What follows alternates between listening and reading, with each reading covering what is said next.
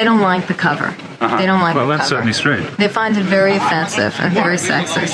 Well, what exactly do you find offensive? And I painted it, and nobody liked it except the band, so they banned it. I'll take anal bum cover for $7. That's an album cover, not anal bum cover. This thing rules. The thing rules. Oh, hey, what's up?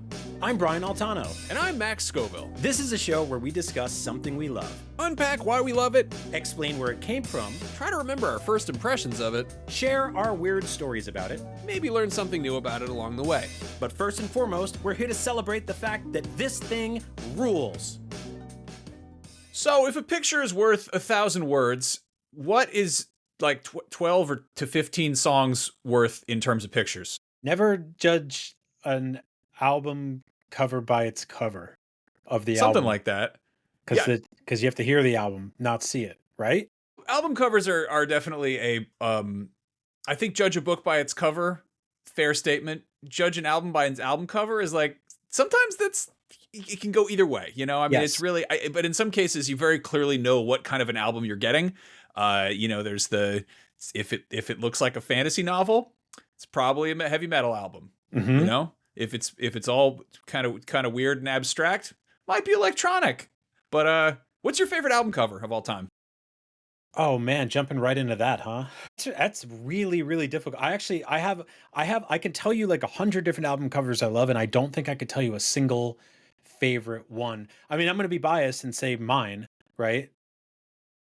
Misanthrope, which is an instrumental hip hop album I put out. I commissioned an artist named Pandamus to make it, and I worked with him very closely and sent him like rough sketches and was like, "This is what I want," and he took that idea and turned it into a whole thing, and it was this very special encapsulation of like a thing I worked really hard on, and he made it mine. But it was directly inspired by the cover for Illmatic, which is Nas's debut album, which might have been my favorite album cover before that, because it's just like just a young kid, right? It's a young black kid overlaid on a skyline of Queens, New York.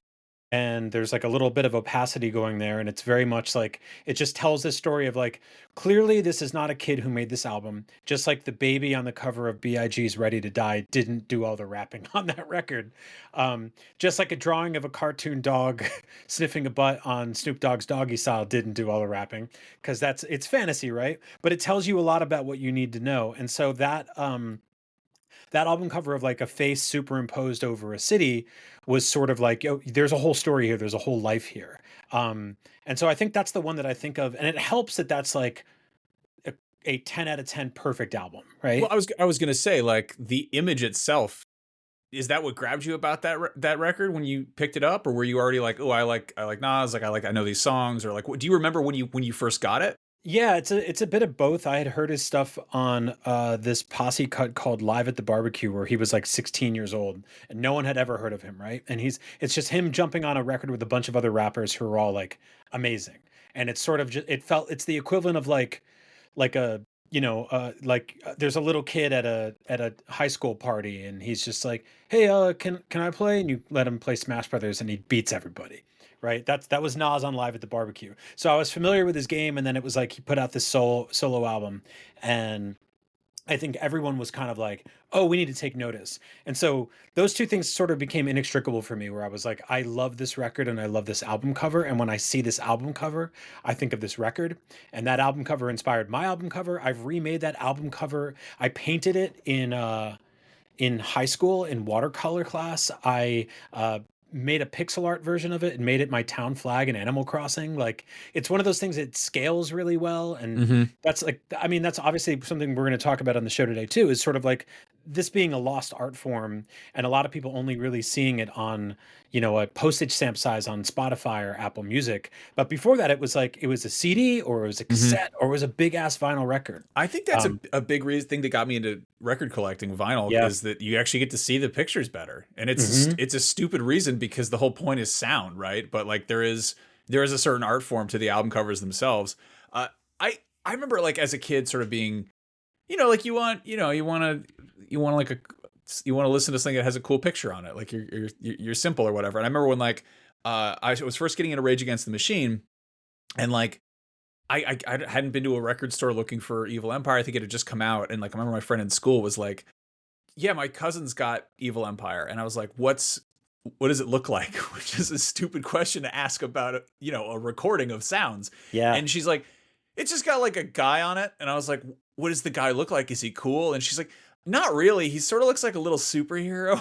It's like the Evil Empire cover art is bizarre because it's this sort of, I don't even know the background so with much. it. Yeah. Yeah. It's just this little kind of like, oh, this little, you know, squeaky clean little white boy with like a lowercase e on his shirt, and he's wearing this little like Boy Scout cape, and it just says Evil Empire, and it's got like, you know, a big yellow background. It's like very, you know, very bright. I feel like Rage had a much more they kind of zeroed in on a specific aesthetic with around the Evil Empire era, and it kind of like they kind of kept a similar style guide that was sort of reinterpreting propaganda. You know, they used the kind of similar aesthetics on singles that came off of Evil Empire, but like they're self-titled as a fucking Buddhist monk immolating himself. Yeah, and it's Which all is- black and white. There's no color. Yeah.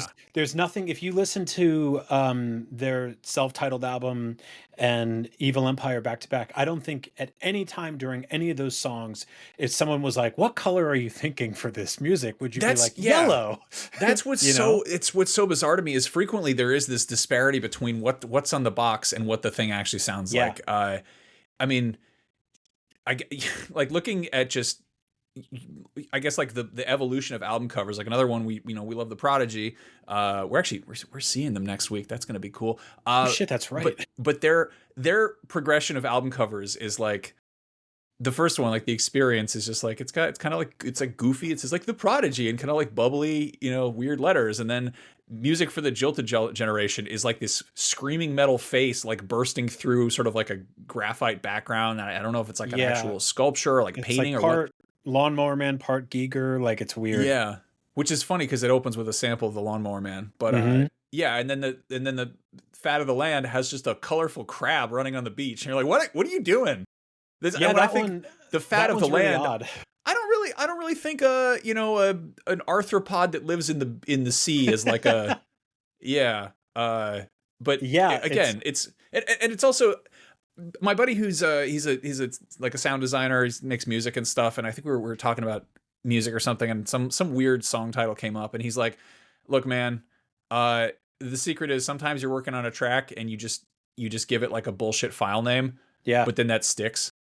that was that's how Zach Kreger named Barbarian. Like I think he did the same with Weapons. He just wrote Barbarian at the top of a page at one point and was just like, "That's the name of the movie now." And you know that movie doesn't have a barbarian in it really, like in the sort of like classic fantasy context, but it totally works.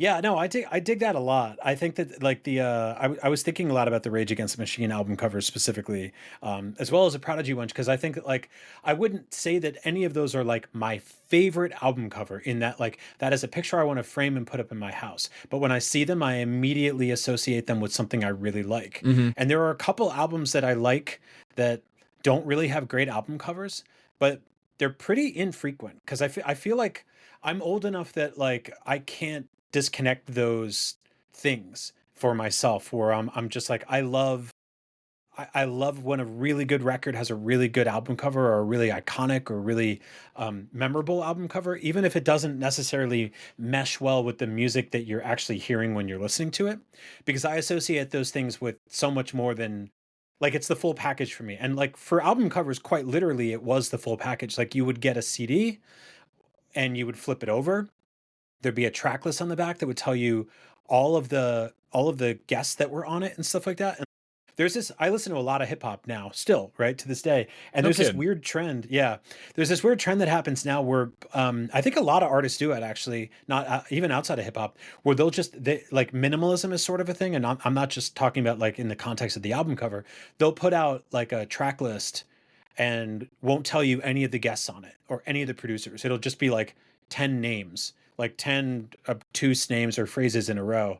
And you'll have to go on like, you know, some liner notes website or like a Wikipedia entry or something like that to get the full story. But like back in the day, you would just get an album, you flip it over, it told you everything. And then sometimes it would have a booklet, you'd open it up. I believe it was In Utero, which I think I was looking. I was thinking because there's a sandwich shop I like to go to that's like walking distance from me, and it's awesome. But they have the Nirvana Nevermind Baby in there, which is I think for a lot of people one of the most iconic album covers. The actual baby is there. Yeah, the actual baby. Does he work there? He's like a 40 now, probably. So every sandwich place has like a big ice machine, and they took the baby and they put him in a cube. And what sucks is that they also froze the dollar in there. And so he's just like, he'll just never reach it. But what they do is like in the summer, sometimes since we're living within California, they'll slide the cube outside. It'll melt a little bit and he'll get like a little bit closer just to give him that. This is not a true story, just in case anyone's not following. That they do not have the Nirvana Nevermind Baby cryogenically frozen. Of course not. Of course it's not cryogenically frozen. It's actual frozen. No, they gotta let him reach for the dollar every now and then because it can't all be stick. It has to be carrot too. No, so I was thinking about that album cover, and then it got me thinking about how much I love the In Utero album cover. But the back cover of In Utero, have you seen it?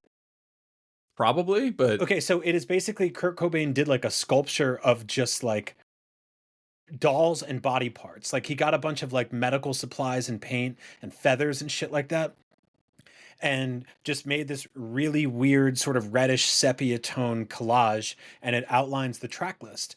And to me, it goes so well with the cover, which is, it's basically an angel, but like an anatomical figure of a woman. And I just love the color grading on that. I feel like it works so well with the music sonically. And also, like, you would get that, you would open it up and there'd be this like 5-page fold out that had like lyrics in it and stuff like that. So yeah, we came from a very good time in terms of all of that. And that's why like packaging and all that has been always so important to me when it comes to album covers. Cause I'm like, we used to get records. It would tell you everything about who made them. It would tell you the track list. And then you would open it up and there'd be lyrics. There'd be like teases for merchandise or other stuff that they're working on. Like there's this album called Beneath the Surface from GZA, which is not my favorite of his albums, nor is it my favorite of his album cover. But you would open it up and on the inside it would say coming soon above the surface. And that is an album that never materialized, just literally never came out, which is, I don't know, as a gamer, I got used to a lot of E3 reveals that never materialized. Dude, either, I bought a copy of Akira on VHS at a thrift store, and it had a little flyer inside for the 16-bit Akira game that never came out. Shit. It was like coming soon to Super Nintendo, Sega Genesis, and Game Gear, and it was did like that ever leak? Or no, it might have. But like the first thing that surfaced of that, more than a couple blurry screenshots from like a magazine, was somebody found an old like videotape from, I think it was pre E3, but it was just somebody filming a TV of this game running on it, being like, anyway, they try to make an Akira game. Well, anyway, and it just never came out. But yeah, anyway, going back to album covers, I want to talk about H.R. Giger. I feel like he's a whole topic for another day. I've definitely come across an H.R. Giger designed album cover and been like, oh shit, what do we got? And it's Emerson, Lake and Palmer, or Debbie Harry, which is the weirdest. That is a disconnect. Pairing. Yeah. I think eventually, kind of like it sort of shook down the way you'd expect, and he did a bunch of metal album covers. Like Danzig's third album is by him, and it's fucking awesome. But like you look at Giger and you're like, this is obviously extremely heavy metal or very, very, gothic industrial. And it's like, no, not really. That's Debbie Harry. She's getting a little like, like I never really got into Meatloaf Bat Outta Hell, but that is a fucking amazing album cover. Right. Dude, but I just don't really, no disrespect to anybody who's into them, but I was always just like, I don't get it. So it's not a metal record. What is it? And it's like, so I actually remember seeing a flyer for, I think this was my first exposure to a metal album cover. It was specifically Bat Outta Hell 3, which came out in like the mid 90s. And I remember seeing it was like a flyer in the newspaper for like Strawberries or, HMV or something. And it was, they had like a bunch of, you mean Strawberries the store? I thought you meant Strawberries the store, yeah. The fruit. No, they didn't. They had like a whole, Parade Magazine has a whole fold out section on strawberries, or as the French call them, gone, and we've started growing strawberries again. Yeah. No, but I remember like looking at these pictures, and like looking at pictures of records doesn't really do you any favors. And I was kind of like, well, they got, there's Busta Rhymes and Rage Against the Machine. Okay, cool. And then I was like, holy shit, this has got a bat and a motorcycle. What's going on here? It's come out of hell. Yeah, and I was like, Meatloaf. That doesn't sound like a cool band. And I came across that album cover again recently because I picked up this the art book company Taschen, they put out this wonderful little collection about just fantasy artwork, and it's kind of a greatest hits of fantasy painters over the years. And I think that one is by either Boris Vallejo and Julie Bell, or just Julie Bell. I can't remember which, but like basically a bunch of people who were doing fantasy novel covers wound up doing album covers as well. And it's funny because like in many cases the paintings are actually kind of more iconic than the albums themselves. Yeah, that is very much like that dude went above and beyond on an album that I'm like, whatever. I love the first Bat Out of Hell. I think it's great. I think our pal Scott told me that it was originally written for oh my god, Total Eclipse of the Heart, Bonnie Tyler. And you listen to it and you're like, oh, this totally could be Bonnie Tyler, but instead it's just Meatloaf, who's just like a large man singing about having sex in a car and like going to hell and stuff. And you're like, it's sort of Rocky Horror adjacent. You're like, what's happening here? It's just the disconnect of the name Meatloaf. Why is there fucking bad? I don't think there's a disconnect between Meatloaf and if you look at Meatloaf, you're like, yeah, okay. No, I understand that connection.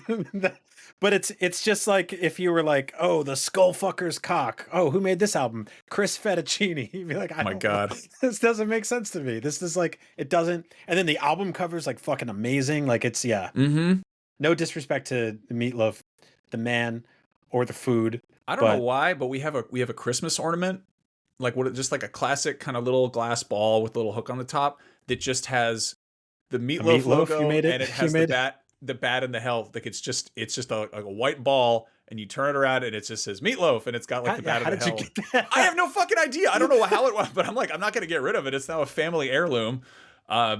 I saw yesterday DJ Shadow was talking about how his first album, Introducing, I think just turned 29 years old. And that is a great, have you seen that album cover before?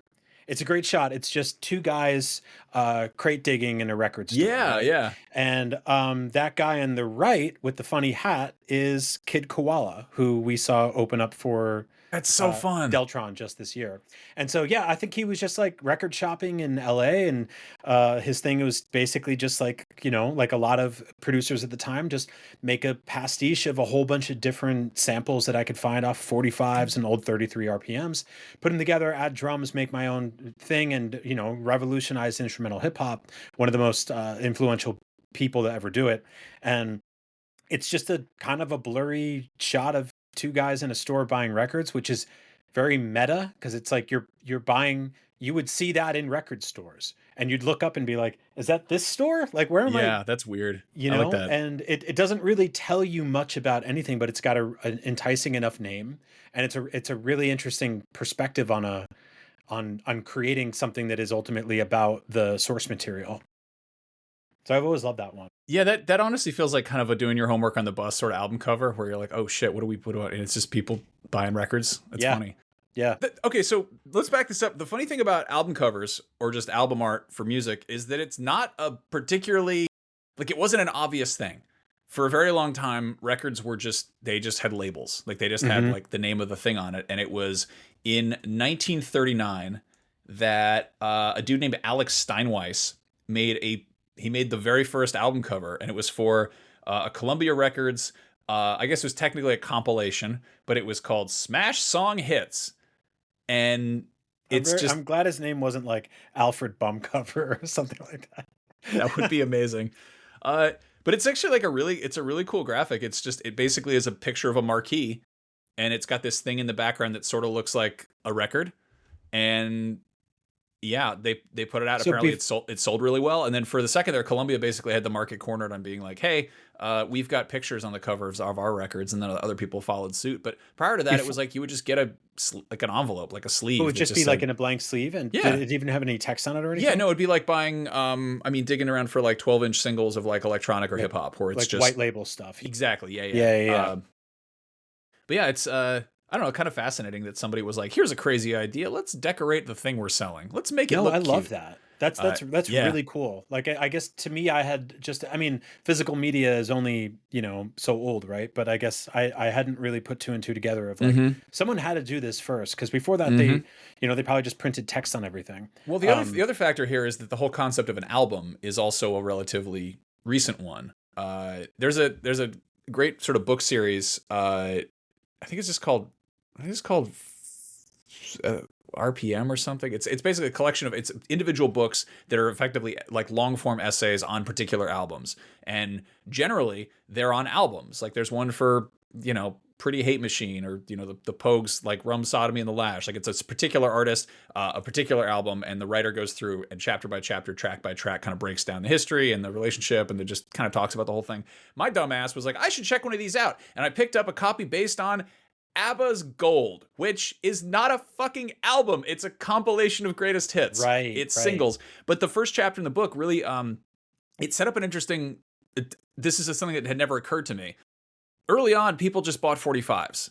Like singles were the thing, because if you're just listening to the radio and people weren't buying LPs for the most part. That just wasn't part of the popular music, setup. Like that wasn't. I mean, they existed. They were out there. But generally speaking, like if kids are having like a little, if they're listening to something on a jukebox, or they're getting like a little record player to go, have a twist contest or whatever, like that wasn't how people consumed music. It wasn't particularly a long form thing. And it wasn't until like it was, it was the Beatles were like a big factor there, the Stones, but even the Stones are like, they've got amazing songs, but it's kind of hard to zero in on like, what's their best album?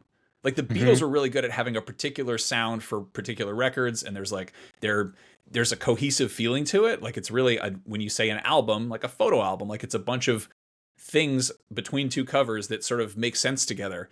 But yeah, like that wasn't always a thing. That wasn't a way people consumed stuff. And, a few artists I would point to, ABBA's a great one where like they made a lot of great singles. They do not have one great album. They just don't. There's not like one album you point to. You're like, this one is just all, the expression like all killer, no filler. No, there's a lot of filler in there. Queen is another one. I love Queen. I don't have a favorite Queen album exactly, because all the stuff I like of theirs is kind of scattered between, different albums. And you can make a bunch of good albums out of their stuff, but they don't have like a single or multiple cohesive blocks of sound that are designed in a way and layered and ordered in a way that like they tell a story, right? And I think that's what an album should do, right? I would say I think maybe Queen 2 is my favorite, because that's when they were still sort of fucking around doing fantasy stuff, and there's a great song on there called My Fairy King, where it's just singing about like bumblebees and unicorns and shit, and then they got like Great King Rat in there. It's like some very like weird like medieval fantasy, but then the cover for that, it's just like dudes in like a black room. They're just kind of like looking, they're just doing that weird pose, and it's not really, there's nothing exciting about it. Like I feel like the font is a little bit fantastical, but it doesn't have the same, the reason I like it is like, oh, this is kind of like this is like weird fantasy music. But that's what I like about like certain metal albums. And I'd be like, if they make the album look like a fun, exciting fantasy adventure, then I'm like, oh, okay, like that. Then you're in, yeah. No, Iron Maiden albums covers. I love that they have a specific style, and they're just like, fuck it, let's do this for 50 years. Let's just have the same zombie on the cover of every goddamn record. They got Eddie the Ed, the metal Ed. And he's just always doing all sorts of silly shit throughout time. Sometimes he's the Pharaoh, and sometimes he's a cyborg, and sometimes he's flying an airplane. And he's a zombie. Yeah, he's just a time-traveling zombie who causes mischief or something. I don't know. And that actually works because their songs are generally about like sort of like historical situations. A lot of World War II dogfight songs. Occasionally there's a song about like a scary movie, and it's just like, all right, sort of, this all kind of lines up okay. I love the like it was Guns N' Roses did like skeleton stuff for a really long time, and like kids would show up to school with like their album covers on shirts, and I'd be like, whoa, like did that come with cigarettes? Like how'd you get that shirt? That's so cool. Did you ever buy it was weird doing this because like they're different sizes, but did you ever buy like album cover posters at CD stores and record stores growing up, where it's like it's an album cover but like stretched out, or it's an album cover and there's like text at the bottom, or like some other way they could turn a square into a rectangle, basically? I must have, but I'm trying to think of what that would have been. I had like a Misfits Legacy of Brutality blacklight poster, I think, and I don't even remember if that was another band where like they didn't really put out albums. Like a lot of punk bands were like, we can't afford to press a fucking LP, we're gonna put out a bunch of weird singles, and then eventually somebody will put out a compilation or whatever. But it's weird because I got into collecting albums around the time I got into collecting comics. And those were very different formats, right? Like one of them was a little square piece of paper shoved in a shatterable jewel case that would just like crack into pieces the second you brought it home. And the other was just like a piece of paper that you'd throw around on the ground, right? Like a little magazine. And there was a ton of comic book inspired hip hop album covers. I think one of the first ones I remember was it was Africa Bambaataa and Soul Sonic Force. And it was interesting because well, first of all, I should say Bambaataa got in a lot of trouble a couple years ago for doing pretty horrendous stuff sexually. So I don't fuck with him or his music anymore. And that story broke the week The Lonely Island came to IGN to promote their new movie Popstar, and we would always put Nonsense all over the Up at Noon set, and I grabbed that because it was one of my favorite album covers ever. It is the perfect way to take a square format comic book and turn it into a 80s album cover in a square. And we put it out there, and Andy Samberg was like, oh, man, great record. Ooh, wait, didn't he? And I was like, oh crap, you're right, and took it down. Man. But yeah, it got me thinking about how like Wu-Tang's done this a bunch to the point where they at some point got so sick of getting associated with like being nerds and comic book nerds that like the Village Voice did this piece on them.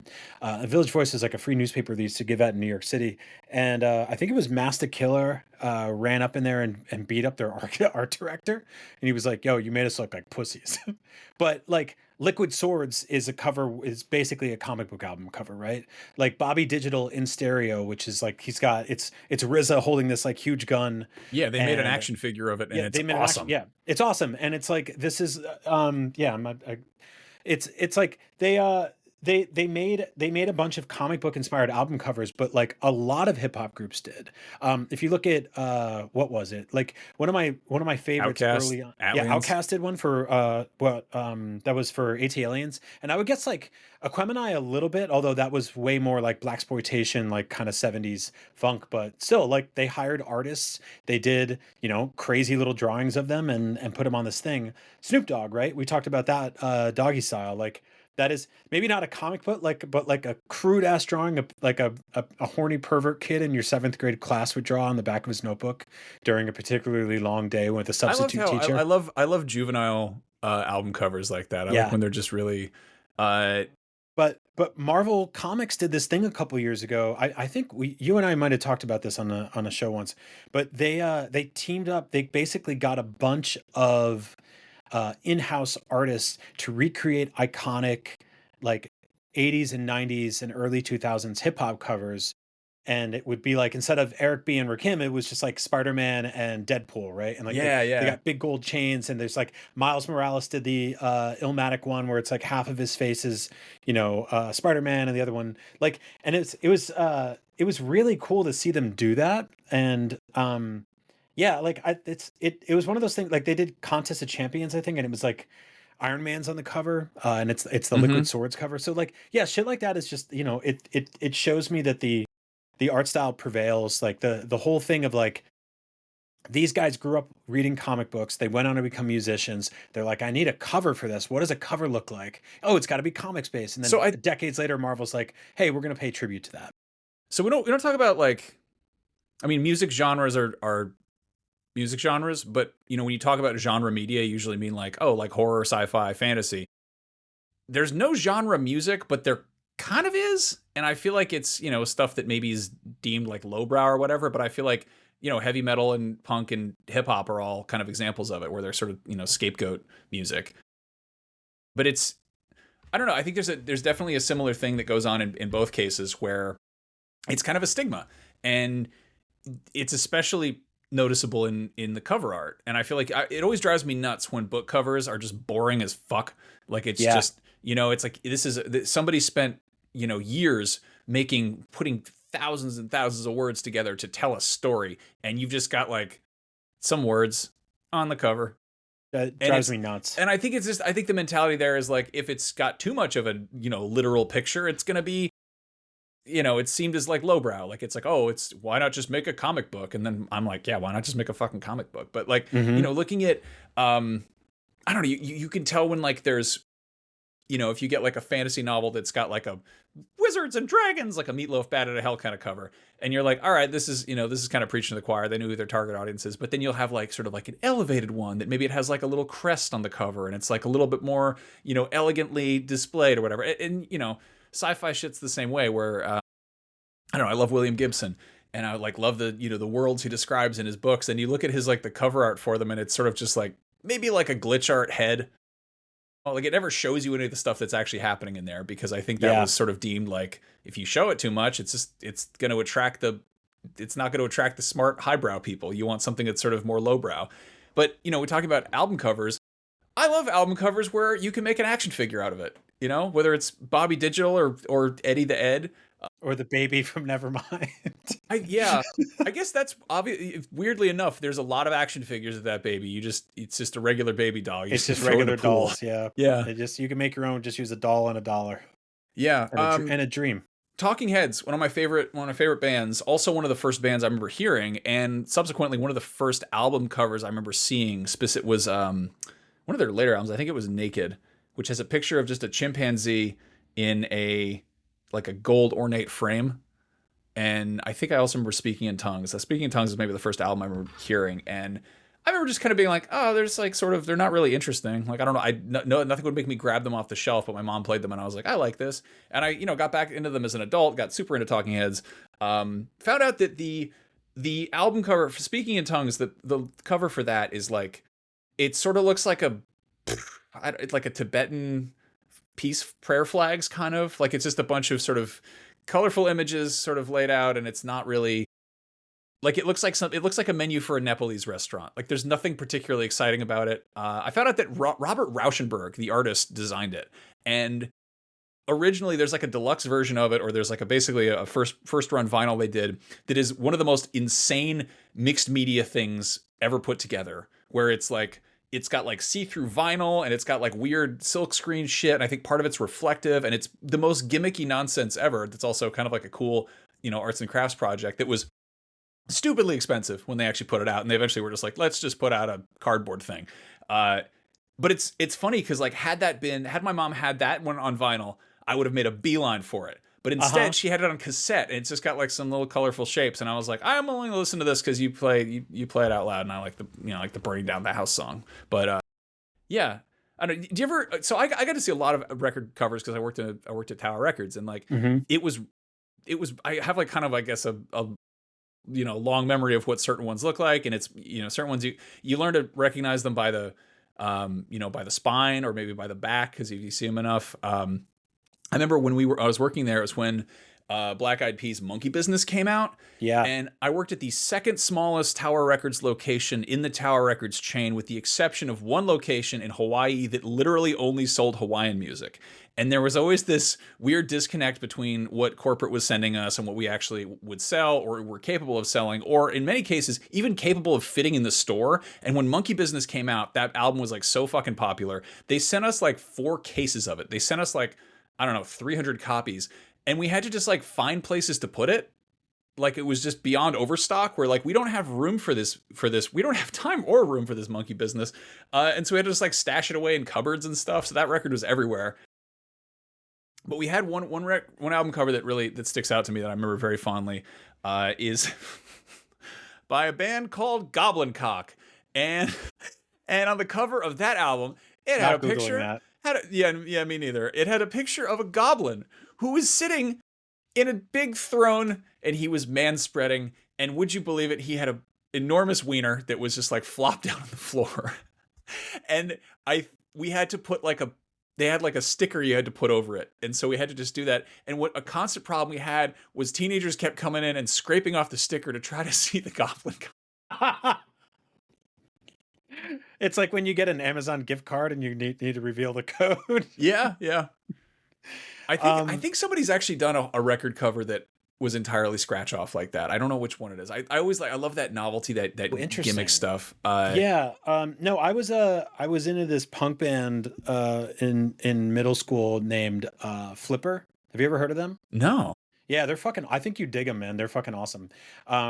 Just very grimy, very bass forward. And they made this album called Generic, and it's packaged like generic food. Like it's just a big yellow record that says album I love that. generic flipper. And yeah, man, it's great. And so like that, I remember being like, is this like my generation's White Album? It was not, but in terms of just being like, hey, it's just a flat color, just a couple of words, but also like it felt like there was some purpose and some meaning to it. It didn't just feel lazy. And I feel like that it's really tough. Like I will personally tell you, it is really tough to make an album cover, to come up with an idea for an album cover. Like like you said, taking years of work and putting it in underneath one thing is really difficult. And I was very lucky when I got to work with Panda Musk, and when I got to work with Attack Peter on Revangelion, because that's like, I came to him and I'm like, this is like half an idea, but I mostly just really love your art and I want to see what you can do with it. And like, this is what I'm thinking. I want like, like an EVA unit with like a big boombox in this like city kind of shattering. And he came to the table with these sketches and I was like, yeah, that's awesome. A little more of this, a little more of this, and then just crush it. And his whole stuff is like woodblock prints, right? So he'll like sketch in and like to like linoleum and shit like that. And it was just like, I fucking love his artwork. So like anything he does, I support and I love. And we've met him a bunch of times. He's super cool. And I like, he works for Mondo now or with them, does all this stuff for like Godzilla. And so I get to kind of like look up every now and then and be like, hey, that guy made this really fucking cool thing. He also made my album cover. And this new thing, like there's a line of people for it at Comic-Con. I'll never have that for my shit, but like I get to sort of just be like, I got to work with this artist on this thing. And I'm almost done with this new record now, and I am like bashing my fucking head on what the picture is when you see it. And the longer I wait, the less that has an impact on the average person who listens to it, because the album covers keep getting tinier, right? Like they are just like a postage stamp size on Spotify now, that you have minimized, that auto plays in the background while you're doing something completely. You might not even be looking at your phone and it'll come on, right? Like the algorithm just decides, here's one song of it, but it matters to me, And you want to so, know like, something that makes me completely insane, that's a very like first world problem, but also is a thing that I don't understand one bit. We've had the radio for a million years. Not a million, probably 20 or 30. I don't know easily how long easily 2 or 3 billion years. Radios have been around forever. No, guys used to yell right into the hole in the back of a dolphin and everyone would have to hear it. That's why the whales died.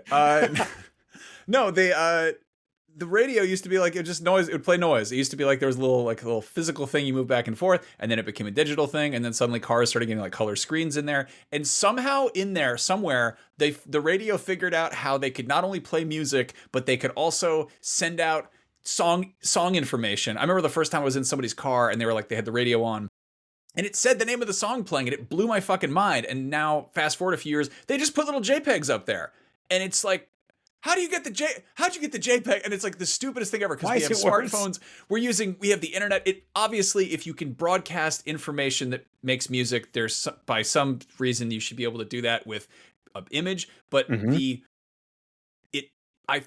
one of those things that is just, it's more astounding to me that we have that than that we have like AI or 3D printing or drones. The fact that that the radio can have pictures, which again, we have television, similar technology, but for whatever reason, if you're listening to the radio and a little picture of the album cover pops up, you're like, oh my God, I know what they have a picture that goes with the noises that I'm listening to. Yep.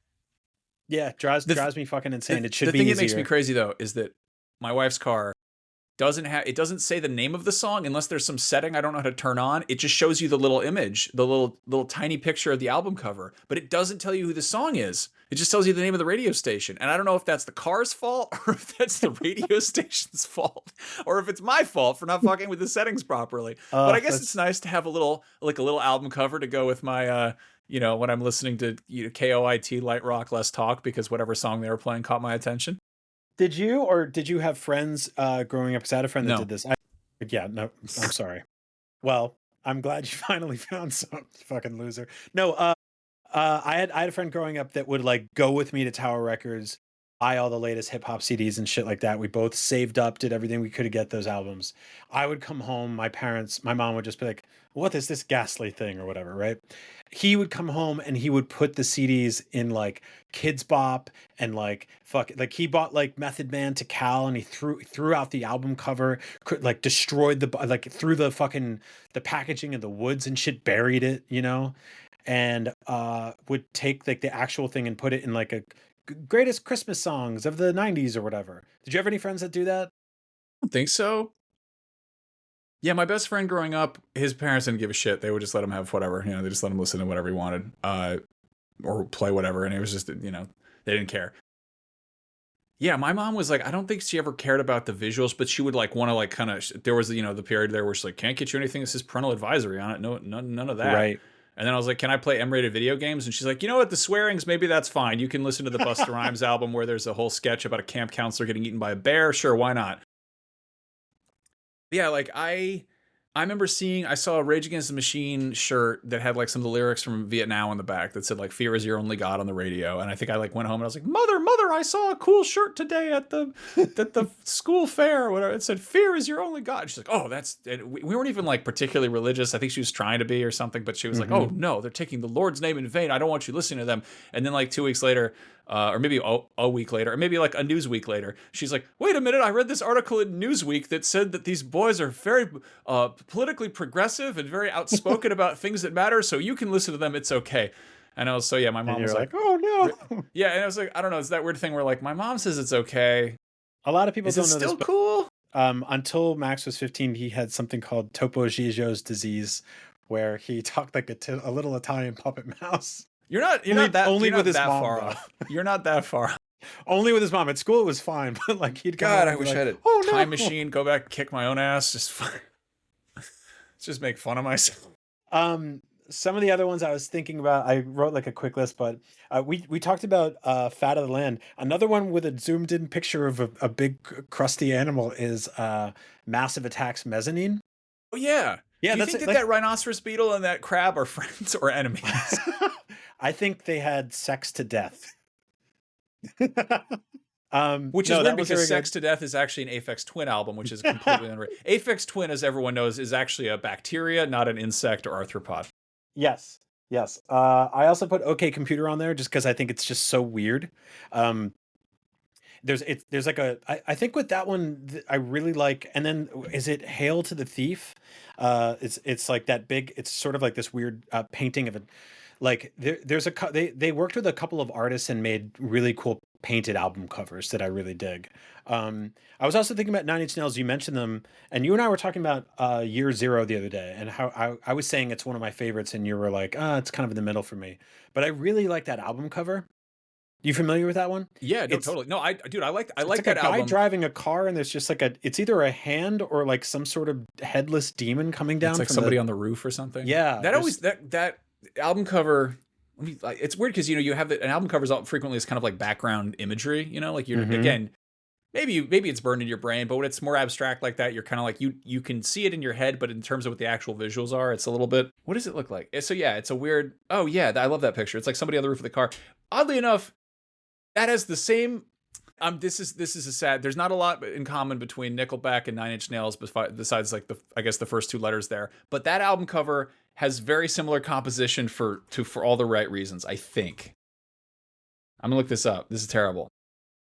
No, it doesn't. It's similar. That one has a car driving, and it's actually facing towards the viewer. So never mind. They don't have anything in common. I worked at Tower Records. I saw a lot of album covers. They all kind of blur together. I will say something that might be sacrilegious to some of our listeners, but I think that most Metallica albums are just fine, but they're held up tremendously by one of the greatest logos in the history of logos. Like when it just says fucking Metallica and the M and the A are symmetrically electrocuting or whatever the middle of the word, like that is doing so much heavy lifting. And then underneath there's just like, I don't know, there's like a lightning bolt in like a house or something. You're like, that's fine. But yeah, Metallica. They never did it for me. I don't know. Like I respect the craft, I guess, but then they also try to fight Napster or whatever. I saw the most amazing vanity plate where it said like italic. and somebody went in and they bought a bumper sticker of the Metallica M and the Metallica A and put it on either side, so it just made the Metallica logo. It was so good. Okay, that's great. Yeah. No, Nine Inch Nails. I was actually I dug into this thing the other day where I was finding out all the samples that they used, and it's fucking awesome because it's like, I don't know, I didn't think I could like Nine Inch Nails more, and then I found out that like I think it's Reptile or something has like sounds of the Power Loader from Aliens in it, that like Trent Reznor was just sampling Hellraiser and Alien and Aliens and a bunch of cool movies like that. Makes me so happy. But I also found out that the thing on the cover of Pretty Hate Machine, that weird kind of, it looks like almost like a Nautilus shell or something. It's that weird thing. It's a zoomed in photo of a part of an engine, like it's a jet engine, I think. And I don't know. There's something that kind of clicked into place there where like, I know what that is. It's one of those like zoomed in. You remember those like stupid puzzles where like, can you guess what the thing is when it's zoomed all the way in? Yeah, and it's just a very close up photo of it's not a Nautilus shell? No. I was just thought it was some shit from like Donkey Kong Country 2 or whatever. No, it turns out it's actually I guess it makes sense when it's called Pretty Hate Machine, and there's like it's I don't know, part of a aircraft of some sort, but yeah. I don't know. Album covers, they're great, but they're not as good as the music usually. You know, no matter how cool they are, I feel like they're kind of there to get your attention, but then the music's there to actually hold your attention. There's an old quote I like, which is, and it's frequently, I think it's frequently misattributed to Elvis Costello, but who gives a shit? But it's like writing about music is like dancing about architecture, and I feel like there's a very parallel. You know, like it's a thing you can do. You could dance about architecture. That's possible. It's sort of a stupid thing to do. At the same time, writing about music, describing a song, it's like, you know, music is very much like a you had to be there thing. But at the same time, you can kind of put somebody there by just playing them the music, and you're like, oh, okay, I hear what you're hearing. It's a nice sounds for my ears. It's a weird. I think music is like maybe the closest thing that humans have to magic. I think that, you know, science obviously is a different thing entirely. Music doesn't make any fucking sense. Taking a bunch of sounds, arranging them. But then what makes even less sense is drawing a picture and putting it on the front of the music and being like, there we go. That takes care of it. That's the music. Yeah. No, I mean, I think a lot of albums used to come with liner notes, obviously, but they used to also come with like entire essays, right? Like a lot of jazz. This was a big thing with a lot of like when jazz started to become popular, right? And even funk and soul, you would get these like gigantic breakdowns on the back about like why this is sonically an important piece of sound, or what the origin of this band is, right? Like they would get basically to write what was basically like a mini biography of the band or of the music itself. And I do think that specifically is a lost art form. I don't know if necessarily like a like a 6 out of 10 Pitchfork review for an album I love is like very helpful for me personally, but I do value the concept of music theory and music criticism and people writing about, you know, why an album is important. I think that like retroactively explaining to people why records are good or is interesting, like giving people the context. It is, you know, our generation had this and we still have this now, but like growing up and seeing people wearing like Grateful Dead shirts and me being like, you're 11 years old, like you weren't there for that. And then, you know, getting into Nirvana and like I'll take my kid shopping downtown or something like that, and there's some kid like 4 years older than her wearing a Nevermind shirt, and I'm kind of like, I'm not even like fake fan, but I'm kind of like, wait a minute, that's weird. But then I'm also like, that's fucking awesome that this is a timeless thing, and that this album cover that, you know, that boy's penis is frozen in eternity on the little kid's shirt. But I think that like explaining to them like this is why this record's important, or like this is what this did at the time, like what the impact it had. I think that like that's good retroactively. I also think that if you didn't have architecture, people would be dancing outside a lot, so that would be a problem, right? Because there's weather. Dancing sure. About the architecture, right? Yeah, just I get dancing about it. Okay, fair enough. That like works. Amongst it. Yeah, before we go, that book series I mentioned is called 33 1/3. It's really cool. They have like hundreds hundreds of little books, and it's just about different writers tackling. I mean, if you're a gamer, you know, boss fight books, similar concept. They've been doing it for like 25 years at this point, and there's some very cool stuff in there. I need to pick up another one of those, but I have to figure out which album. Oh my God, they did one about Weird Al, I think. Oh, cool, that's coming out next year. Anyway, that about does it for this episode. I'm glad we don't have to design an album cover for a podcast, because that would be pretty hard. Yeah, we did. Remember that? Oh yeah, we did that, huh? Yeah, we did that we did Weird Heat, and we made an album cover for that every was podcast. I wonder what it was that really was hard. That's like that Simpsons joke about like trying to make the animators animate in real time. It's very painful. Yeah, we fucking did that. That was like, Yeah. oh man, and we made music for each. What a bunch of dummies we are. Before we go, just a reminder, This Thing Rules is made possible thanks to the support of our Patreon backers. If you'd like to help us keep the lights on and get some extra bonus stuff for yourself, you can go kick us $1 or $2 at patreon.com/thisthingrules. But really, every little comment, like, subscribe, share, or other form of engagement goes a long way. So if you've got a minute, give us a plug on social media, or go give us a nice review on iTunes, or just write something weird. I don't care. It's nice that you made the effort.